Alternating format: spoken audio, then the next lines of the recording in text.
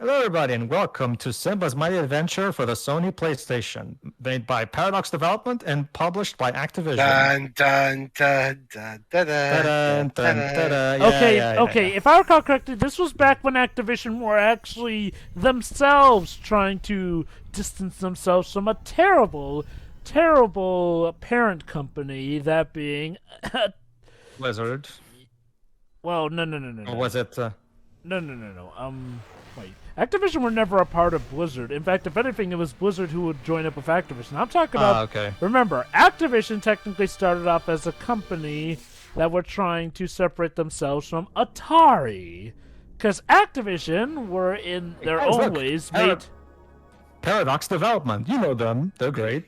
Like, So the thing with Activision is like, well, they originally split up from Atari because of terrible working conditions and how they wanted to provide the perfect working environment for gaming developers here and there. So they would strike out on their own. Yes. wow, what's wrong? What's wrong, Shiri?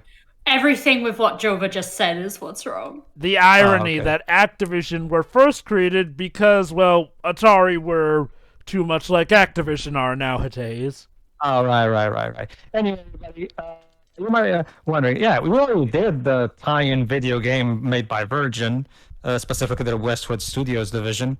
So, turns out, but because what? Back on the PS1 days, they also made another tie-in video game specifically to both Lion King movies, 1 and 2, not Lion King and a half. Sorry, Libs. Allow me to explain. A lot of people like to talk about the Mega Drive or Genesis Disney games. But believe it or not, back in the PlayStation era, Disney had another kick-up with games based off of their movies, ranging from this to Lilo and Stitch to the Little Mermaid game to Atlantis, and eventually we'd even get one on the PS2 for Treasure Planet. And these games rocked, for the most part. Okay, so I have not heard good things about this game. I don't know, I think the game's good. Yeah, I mean- honestly, a lot of people like it. Although Like, it's mainly down to the controls, the graphics, even by PS1 standards. The controls could be better. I will agree with you there. I played this but I game. don't The think- controls are fine, okay, look, you gotta think with this PlayStation 1 mentality, they're definitely fine, It's Maybe best. it's just because I can tell you that playing with invulnerability cheat on makes the game pretty enjoyable. So there's that. I played even without the invisibility cheat, and honestly, I find this game fun and fine. Is it like, the most remarkable game ever? Nah, but honestly, it's still a pretty good one. Now, I guess Okay, so Simba's Mighty Adventure covers not one but both of the main Lion King movies. Sorry, Lion King and 1.5 fans.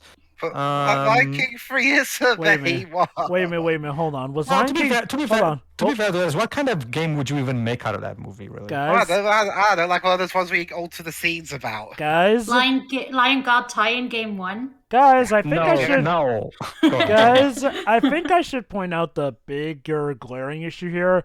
Lion King 1.5 likely did not exist at the time of this game's release in 2000. Just That's a saying. good point. That is a good point. Yeah. Anyway, just like all the other PS1 Disney games, it has clips from the movie, which makes up this bitch to put on YouTube. Although, we'll here's manage. the weird We'll thing. manage. Yeah, I mean, honestly, we managed to make it work. So long as, Why is 100 in quotations? Oh, Because it is. to highlight it. But just make it a different color. So, the best way to describe this game is, well, it's your typical run-of-the-mill platformer. So, nothing too complicated about it. I'll say that depends more on the level, but we'll go about it. Okay, so this first level is kind of like the first level of the Mega Drive game. Like, you go through the Pride Lands and it kind of acts as your tutorial level of sorts. Like, it's a level that doesn't have that much in terms of danger, so you can just, practice your controls, get yourself used to the game. And it works fine enough. So yeah, like Jeff was saying, this game is a 3D platformer. That being said, unlike something like Spyro or Mario 64, it's not a collectathon. It's more of a Crash Bandicoot style of 3D platformer, where it's more focused on it's more focused on challenges and getting to the end of the level rather than collecting things. There are some collectibles along the way, but it's not the game, completely hinges on them. That said, there are a lot of bonuses Hold on, and Joe. I goodies. want them to hear this line from Nala. Listen here. To become a great king, you gotta master the ability to jump. Okay. The jump button Wait for it. for high Wait for it. places. For a longer jump, get a running start. Thanks, Noah. You're the best. Poor girl. So you see, Wow, in that- order to that's- be... Oh. That's Where's- such a 90s line. But Yeah. this game came out in 2000. No, it It's not really the 90s is. anymore. Ribs. Rule number 1 about the 90s. They began in the 80s and ended in the late 2000s. Screams in 90s. It's because back in the 90s there was this constant joke about how boys don't like being young girls because they have cooties. Yeah, I was gonna say Nala probably has Yeah, cooties no, anyway. Don't worry, Pedro. I've seen that episode of Recess. Yeah. So basically, yeah. Oh, thanks, Nala. You're pretty cool. For a girl. Honestly, I also noticed that they have the same letter collectibles like the Bugs Life game did. Yep. To be fair to the game's credit, at this point, even more than I will argue the. To protect yourself, Simba, you must learn to roar. Press the roar button to scare your enemies. Is that James Earl You Jones? will be a great If king. it's not him, then it's a very convincing sound-alike. Can't wait to roar like you. So what we've So, learned what's today the is roar? that in order to be a king, you've got to jump good, and in order to protect yourself, you roar. I'm learning Makes so sense, I much guess. today. But yeah. If it's that simple, how come I'm not king? And yeah, taking a cue from Donkey Kong Country, you can also collect the letters to form the name Simba, and you'll get some bonuses if you do. And Zazu acts as your checkpoint, essentially. Exactly, that as well. But yeah, to be fair, even more, I will argue even more than what the writers intended. But again, I'll save that for when we actually commented on the movie itself. Simba's supposed to. Oh, Scar. To be a true king, little Simba, you must learn to defeat enemies. That is obviously Jim Cummings. To attack. Thanks, Uncle Scar. By the way, why are you constantly jiggling left and I can right? fight all by myself. This is my evil dance. It's to animate. Evil?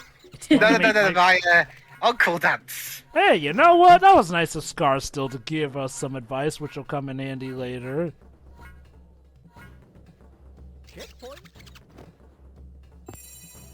And there's Scar again. You can attack enemies by pouncing them. Hey, Uncle Scar, when did you learn to teleport like that? Button, then press the I am your Uncle Simba. That is all I need to be able to teleport. That counts as Anyway, yeah. To be fair, at this point in the story, Simba's supposed to be a douche nozzle. So I guess you can make an argument that that's the whole thing with the for a girl thing is supposed to be part of his arrogance, so that it's something that he needs to tone down on as he grows and matures. So you can make an argument about that, I guess. And hang from Yeah. the edge, you can pull yourself up by pressing the jump button. Thanks, Nala. That'll come in handy. Basically, For a edge- girl. Basically, Good tip edge for a grabbing. girl. I'm sorry, but that's like the most memorable line in this game, and I can't. No, I get it. It's 90s as all heck, and holy cow. Also, I Remember that Dexter's Laboratory episode where Dee Dee kisses Dexter, and then he goes like, the horror, the horror. Anyway, what were you about to say, Shiroi? Go on. no, it's just that I can see that there is some like Simba's a little slippery in Yeah, this game. the controls can be a bit slippery. Eventually, you'll get used to it, but yeah, it is true that they definitely could be better. They're still manageable, at least to me they are. But I can understand why someone would be bothered by them, definitely. Alright, I can so understand- Kanikas doesn't like the controls in this game, and I can understand why. It depends on the person's it depends on your tolerance to slippery controls, really. I checked behind the voice actors, and that is indeed James Earl Jones. Nice. To be fair, James Earl Jones has always been very good about reprising his role in these things. So. Now, if I recall correctly, I think that they actually did redub these scenes for the game. What? Wait, the clips from the movie, you mean? I'm wondering if it may have been a case like that. Okay. I'll admit I haven't seen the movie in English in a while because I usually watch it in Portuguese, but this sounds accurate to me to how the movie is. I don't know. Also, gotta give this. I'll admit I haven't watched it in a while, but I think this is the proper movie audio, isn't it? Hard to tell. Also, I'll give this game credit. For a PlayStation game, it definitely managed to get the movie audio in pretty well. Yeah, the Hercules game did that too. Plenty of these games did that, so... The thing is, it's like the platforming itself seems, fine. The platforms seem at least wide enough, but like jumping on enemies seems to be a bit of a struggle. Let me put it like this. It sort of suffers from that similar issue with pretty much any old PlayStation game. You do have to position yourself well here and there. Like, if there's one thing that really would have helped a lot of these... We won a free turn at one of Rafiki's minigames. Nice. We'll check those out later. But yeah, I'm guessing that's what they unlock, right? Or you'll see what those are. But anyway, I do get what you mean, Shuri. What would have helped a lot was to give players a drop icon to show where they're landing. A lot of games at this time just didn't have that kind of thing, though. Much like Toy Story, the Toy Story 2 game, if you collect, there are some movie clips that you have to unlock, specifically by getting all the 5 Simba letters. Fortunately, there is a cheat that you can do in the menu that automatically unlocks everything for you, so you don't have to go collecting letters if you don't want to. That said, in terms of collecting the letters, it's never really too hard.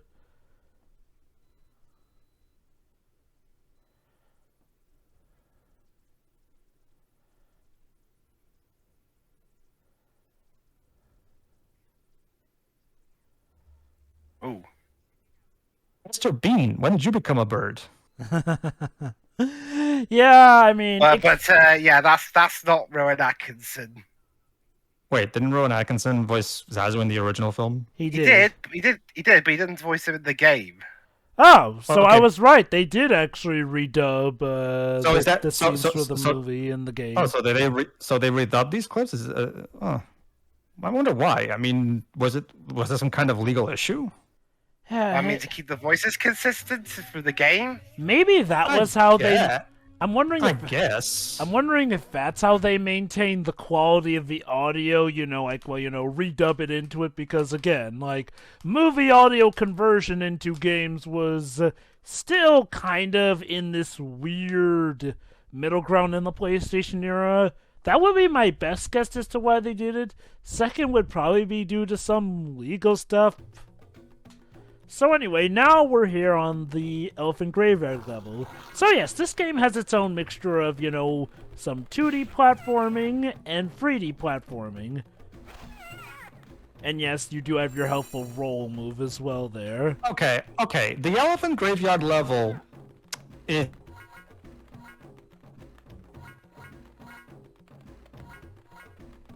of your jumps, you'll be able to basically skip all of the enemies because there's a lot of high platforms that basically are high above the enemies. So basically, if you know how to jump good, you'll be able to avoid all the hyenas in this level. Ta-da! So there's that. Granted, Hey, if you want to Shenzi. try and collect all the paws, you will have to go risk yourself. If I recall correctly, if you collect enough paws, that gets you an extra life. Doesn't even look all that threatening in this. It's just little spits. Well, it still hurts. So Yeah. Watch out for those hyenas, Your Majesty. all right. So this case where I enjoyed this as a nice alternative to the original game that we did. Yeah, sorry about that. Also, a hyena throwing bones. Yes.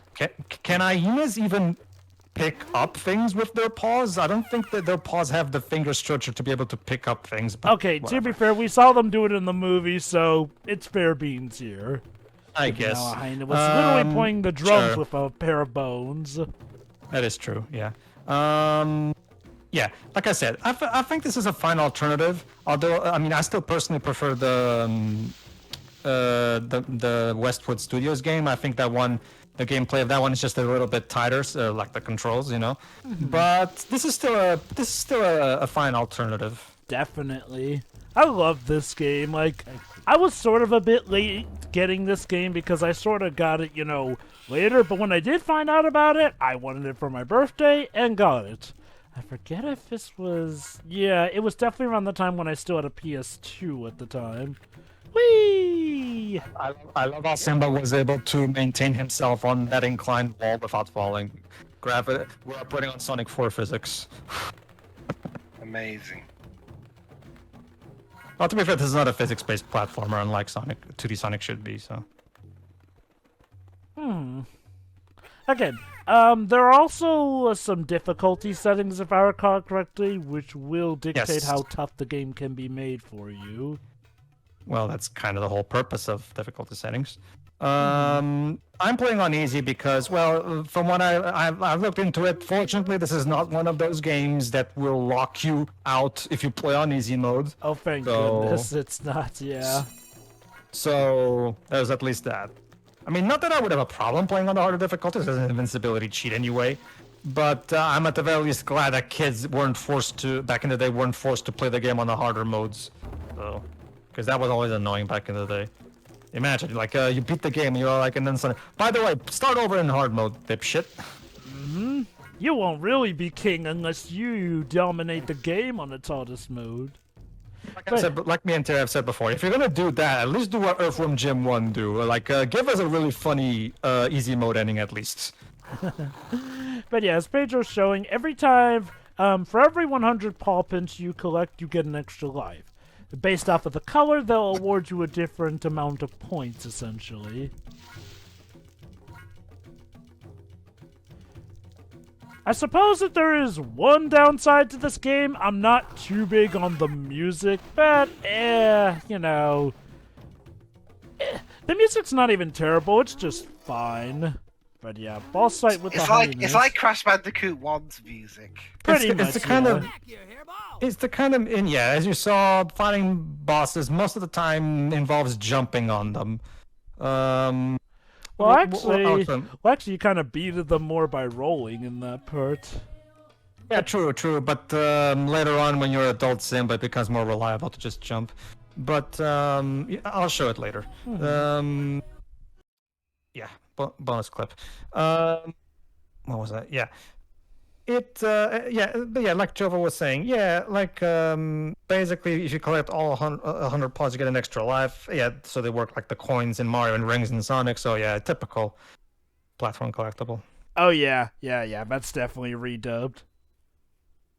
I usually watch the movie in Portuguese, so I'm not that used to the English dub. That said, I'll give them credit for the actors who, aren't the actors from the movie. They're doing a relatively good job with reenacting the scenes.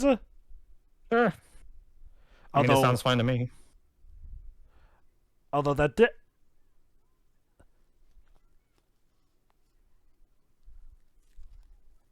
I think that is Whoopi Goldberg and Cheech that they got back, at least, for Shenzi and Banzai. Mm-hmm.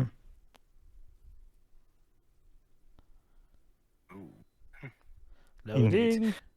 And then Mufasa ate Zazu by the look of it.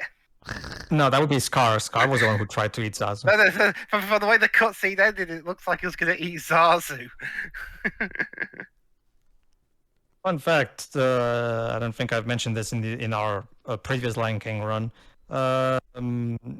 This movie was actually the first movie, not just animated movie period, to be dubbed in European Portuguese. Yeah, Lion King really was a remarkable film in a lot of ways. That's actually the primary reason why it was such a gigantic hit, even in my country, because that was actually one of the big pieces of the marketing. Because Disney Portugal had just been established, and the primary market, one of the big marketing points for the marketing campaign over here was the first ever movie to be dubbed in Portuguese. So, as you can probably guess, yeah, it was kind of a big deal. Given how big localization still is just for us over here, yeah, I can imagine how big a deal that would have been. And hey, given how Lion King was their highest grossing film at the time, best foot forward. So yeah, in typical PlayStation mascot tradition, let us enter now a chase level. As soon as it loads. Run, Simba, run! You know what's interesting? Speak on that point. The actor who played adult Simba in Lion King 1, and as well as every Lion King related stuff before Lion Guard, was actually up until recently the official voice of Goofy. He played Goofy in Goofy Movie a year later. Cam Clark? Even a king has many. No, I mean the Portuguese actor. Oh, the Portuguese actor. Yeah, because in this game, adult Simba is not voiced by Matthew Broderick. He's Cam Clark. Yeah, Cam Clark is always the one that plays him outside of the movies. He's also Simba in the Kingdom Hearts games. He also he's Simba's singing voice in the Lion King 2. Oh, there you go then. I'll say this, like, well... Wait, who was, well, actually, no, I don't think adult Simba had a song in Lion King 1, did he? He No, did. okay, Well, sort of. He sings during Hakuna Matata. Oh, yeah, that is true. Yeah, you're right. Oh yeah, there's that. I mean... There's like a couple of lines, but still. Was Cam Clark the one who did that? Yeah. Really? Okay. Even I back think, then? I think it was anyway. I'm not sure. I'd have to look it up. Would Because- they really hire somebody like new to just do a singing voice? Like for it was literally a couple of lines he had as adult Simba and like that. Depends, Shiroi. Because remember, Disney actually does have stuff like CalArts and other schools that actually serve for the purpose of hiring new talents for these things. So even if they're technically newcomers, they're people that Disney schools have actually trained. Like for example, It was Jason Weaver. Ah, there we go. That was a pretty minor stampede, if I'm gonna be honest. Yeah, it look as big as the other one. Only so much that the PlayStation can handle. Like for example, Shiroi, Brett E1, sorry. Apparently, Mufasa isn't there.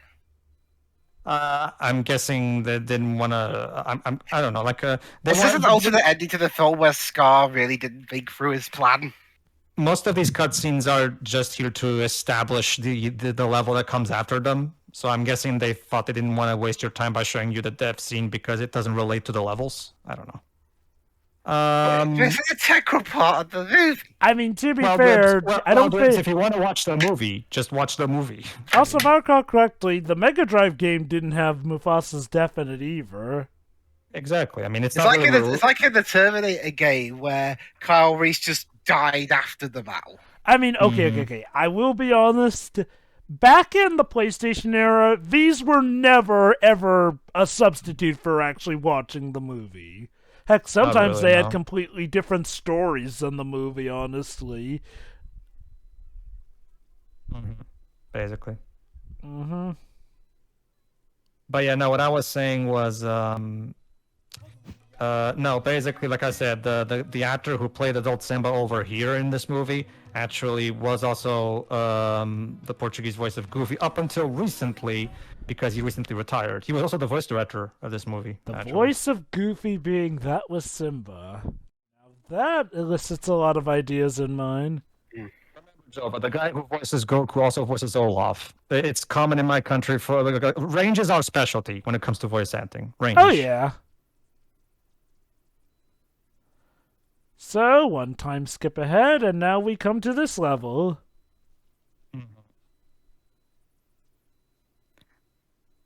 I'm guessing they didn't want to make an Hakuna Matata level. Well, I mean, I guess the idea...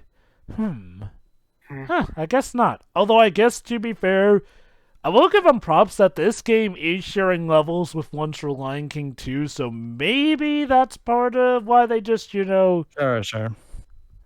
I'm guessing there's only so many clips we can stuff into the game. And I guess, to be fair, this could be considered the equivalent of the Hakuna Matata level from the Genesis game, because, if I recall correctly, right after that level in the Genesis game, then we start going to, I forget if we're going to a level where Simba's off to meet his father, or if we go straight to the lava level after that. We'll get to it. But for now, this is a level. Let's talk about it in the Genesis game. I'm trying to remember if after the Hakuna Matata level we go straight to the lava level, or there was a level in between that. In the Mega Drive game, after the Hakuna Matata level, we get to the level where Simba's about to meet Mufasa's spirit thing, and then it's the lava level. which is a bit weird because there was never a lava set piece in the movie, but whatever. That being said, guys, remember that short scene where Nala's about to eat Pumbaa and Simba shows up? Yeah. They decided to extend that minor little scene into its own full-blown level. Beautiful. Go save Simba, Simba. Simba is taking his sweet time platforming and dodging skunks to get to Pumbaa. Hey. I expected there to be a countdown or something, but no, we're just having a walk. Hey. As Crash Bandicoot can attest to, skunks can be a pain to deal with. I'd like to mention something. There's actually a level, an enemy, and you can see right there in the front of it, which is a hedgehog. And there were hedgehog enemies in the Mega Drive game, so I actually have to wonder if there was some inspiration taken. I wouldn't be surprised, honestly. The Mega Drive... What's Zazu doing here? Acting as our checkpoint. Also, Zazu, get off your lazy ass and tell the lionesses that he's alive. Also, they're also extra annoying if they've been waiting on you for 10 stinking years. Huh. Hold on, Pumbaa. I'm coming. I just have to make my way. Pick up these paw prints over here. Lion point tokens. Also, gotta make my way around these hedgehogs and skunks, all this dangerous wildlife. And Hakuna Matata Falls are really dangerous. Well, I guess Simba had to get his exercise. No worries, everything's fine. No worries for the rest of your days, except for everyone else who's trying to kill you. It means no worries for the rest of your days. Yeah, you know what's interesting?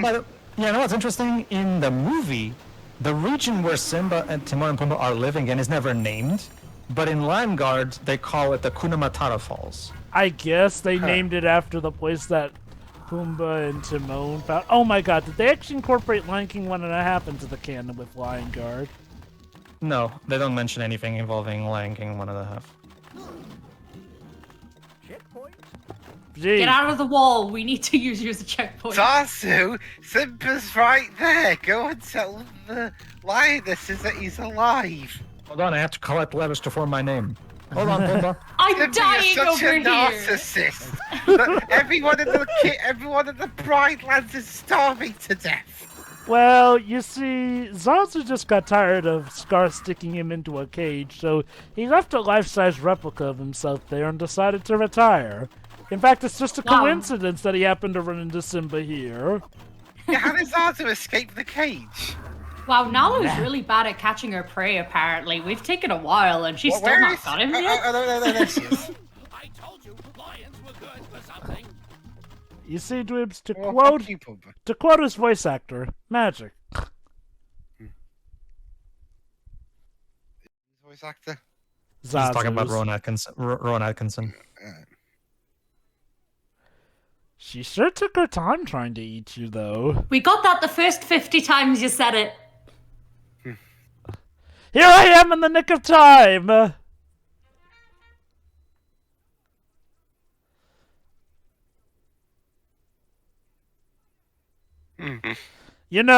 Honestly, this makes sense why Simba would have lost this fight. He was exhausted from all the platforming he had to do to get here.